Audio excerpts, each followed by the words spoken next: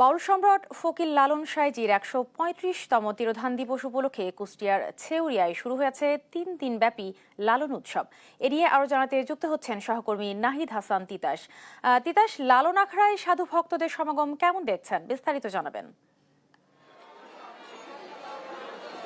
রিপা, চারিদিকে একতারা দোতারা আর ঘুঘি তবলার আওয়াজ।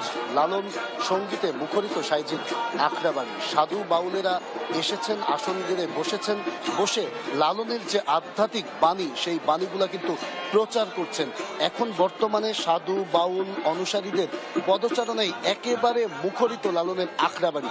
আমি রয়েছি একটি গানের আসরে, সেখানে লালনের যে জাতপাতহীন মানব দর্শনের যে প্রচার সেটি করা হচ্ছে। আমি দর্শকদের জন্য সরাসরি একটু গানে চলে যাব।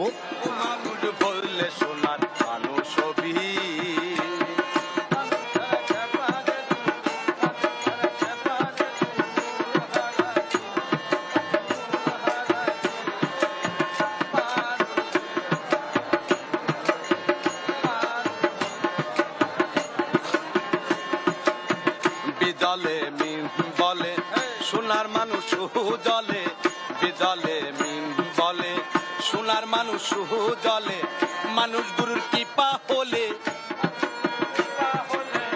মানুষ গুরুর কৃপা হলে জানতে পাবি, ও তুই জানতে পাবি। মানুষ বদিলে সোনার মানুষ হবি, ও মানুষ বললে সোনার মানুষ হবি।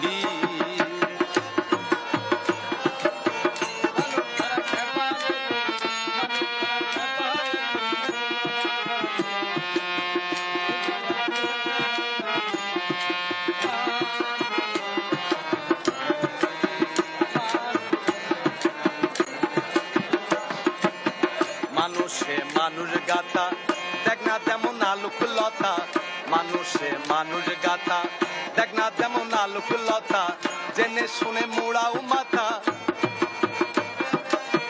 জেনে শুনে মুড়াও মাথা, যাতে উঠবি, ও তুই যাতে উঠবি।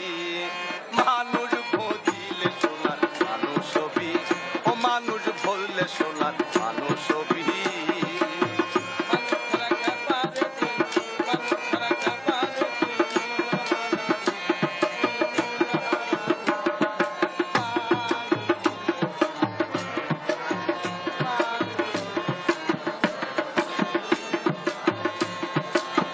মানুষ ছাড়া মন রে আমার দেখি সব শূন্য আকার, মানুষ ছাড়া মন রে আমার দেখি সব শূন্য আকার।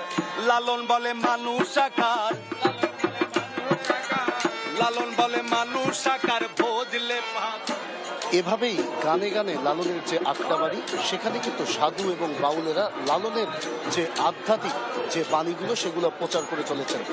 এই আজ থেকে শুরু হওয়া লালনের এই তিরোধান দিবস চলবে 19 অক্টোবর রবিবার পর্যন্ত। প্রতিদিন সন্ধ্যা 7টা থেকে শুরু হবে আলোচনা সভা। দেশের বিভিন্ন প্রান্তের যে লালন শিল্পীরা আছেন তারা সেখানে গান পরিবেশন করবেন। সর্বশেষ আমি বলতে পারি, 3 দিনে এই যে লালনের আখড়াবাড়ির যে কালীগঙ্গা নদীর তীরে এখানে দেশের বৃহত্তম সাধুর হাট বসেছে, যা চলবে আগামী 19 অক্টোবর রবিবার পর্যন্ত। এই ছিল লালনের আখড়াবাড়ি থেকে আমার কাছে সর্বশেষ খবর। রিপা, ধন্যবাদ তিতাস আপনাকে। দর্শক, কুষ্টিয়া থেকে লালনের ১৩৫তম তিরোধানের খবরাখবর জানাচ্ছিলেন আমাদের সহকর্মী নাহিদ হাসান তিতাস।